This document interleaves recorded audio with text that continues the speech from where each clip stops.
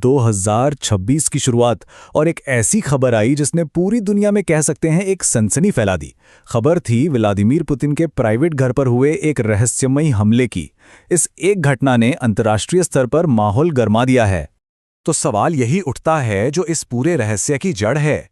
क्या वाकई 2026 की शुरुआत में व्लादिमीर पुतिन की जान लेने की कोई कोशिश हुई थी? चलिए इस पूरे मामले की तह तक जाते हैं और एक एक करके सारी परतों को खोलते हैं। तो ये सब शुरू कहाँ से हुआ? ये शुरू हुआ रूस के एक बहुत ही सनसनीखेज दावे से। एक ऐसा आरोप जो उसने सीधे सीधे यूक्रेन पर लगाया। रूस ने दुनिया के सामने एक ऐसी घटना का दावा किया जो पहले कभी नहीं हुई थी। मॉस्को का दावा एकदम सीधा और साफ था कि पुतिन के वल्दाई वाले प्राइवेट घर पर एक बहुत बड़ा ड्रोन अटैक किया गया। मतलब इसे सिर्फ एक हमला नहीं बल्कि एक सीधी सीधी चुनौती के तौर पर पेश किया गया। अब देखिए, सिर्फ दावे नहीं किए गए बल्कि रूस के रक्षा मंत्रालय ने अपने दावे को सही साबित करने के लिए दुनिया के सामने कुछ सबूत भी रखे। तो देखते हैं वो सबूत आखिर थे क्या। 91। जी हाँ, 91। रूस का कहना है कि यूक्रेन ने एक दो नहीं बल्कि पूरे 91 लॉन्ग रेंज ड्रोन से ये हमला किया था। आप सोच सकते हैं कि ये कितना बड़ा और प्लान्ड अटैक रहा होगा जैसा कि रूस दावा कर रहा है। और सिर्फ गिनती ही नहीं, रूस ने सबूत के तौर पर एक खास ड्रोन मॉडल का मलबा भी दिखाया। नाम है चक्लुन वी। अब देखिए, एक स्पेसिफिक मॉडल का नाम लेने का मतलब है कि वो अपने दावे को और ज्यादा पुख्ता करना चाहते थे। और इस बयान से तो रूस ने अपना इरादा एकदम साफ कर दिया।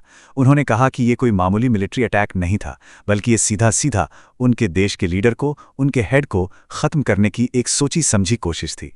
लेकिन कहानी यहीं खत्म नहीं होती। असल में यहीं से तो असली ट्विस्ट शुरू होता है। जैसे ही रूस ने अपनी बात रखी, दुनिया के अलग अलग कोनों से कई ऐसी रिपोर्ट्स आने लगीं जिन्होंने रूस के दावे पर ही सवालिया निशान लगा दिया। और यहीं से वल्दाई का रहस्य और गहरा हो गया। तो अब हमारे सामने दो बिल्कुल अलग अलग बातें हैं। एक तरफ है रूस जो कह रहा है कि ये एक जानलेवा हमला था, और दूसरी तरफ है यूक्रेन जो इसे रूस का ही रचा हुआ एक ड्रामा, एक फॉल्स फ्लैग ऑपरेशन बता रहा है। तो ये फॉल्स फ्लैग होता क्या है? चलिए इसे आसान शब्दों में समझते हैं। ये आप कह सकते हैं एक तरह की चाल होती है जिसमें कोई देश जानबूझकर खुद पर एक छोटा मोटा हमला करवाता है ताकि वो इसका इल्जाम अपने दुश्मन पर डाल सके और फिर उसे एक बड़ी जवाबी कार्रवाई का बहाना मिल जाए। और प्रेसिडेंट ज़ेलेंस्की का यही आरोप है कि रूस ठीक यही खेल खेल रहा है। पर रुकिए, इस कहानी में एक तीसरा एंगल भी है, और वो है अमेरिका की इंटेलिजेंस एजेंसी CIA का। और उनकी रिपोर्ट तो मामले को और भी उलझा देती है। CIA का कहना है कि यूक्रेन ने पुतिन को निशाना नहीं बनाया था। उनके मुताबिक हो सकता है कि ये ड्रोन्स पास के किसी मिलिट्री बेस के लिए हों और हत्या की साजिश जैसी कोई बात नहीं थी।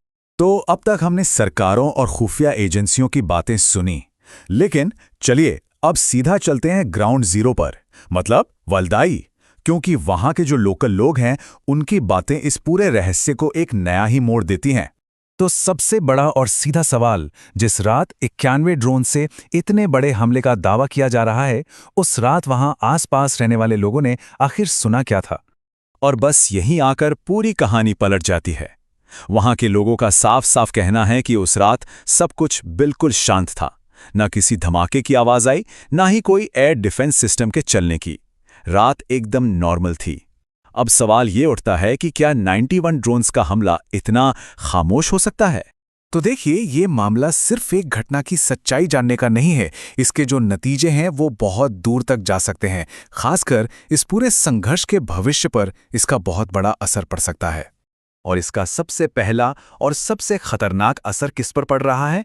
शांति वार्ता पर, पीस टॉक्स पर। इस कथित हमले के बाद रूस ने धमकी दी है कि वो सभी तरह की शांति वार्ताओं से पीछे हट जाएगा। और अगर ऐसा होता है तो ये इस लड़ाई को एक बहुत ही खतरनाक मोड़ पर ले जाएगा। तो हम 2026 में इस मोड़ पर खड़े हैं कि ये एक घटना, ये एक रहस्य इस लड़ाई को और आगे बढ़ाएगा या फिर इसकी सच्चाई सामने आने पर कोई हल निकलेगा। जवाब तो खैर आने वाला वक्त ही देगा।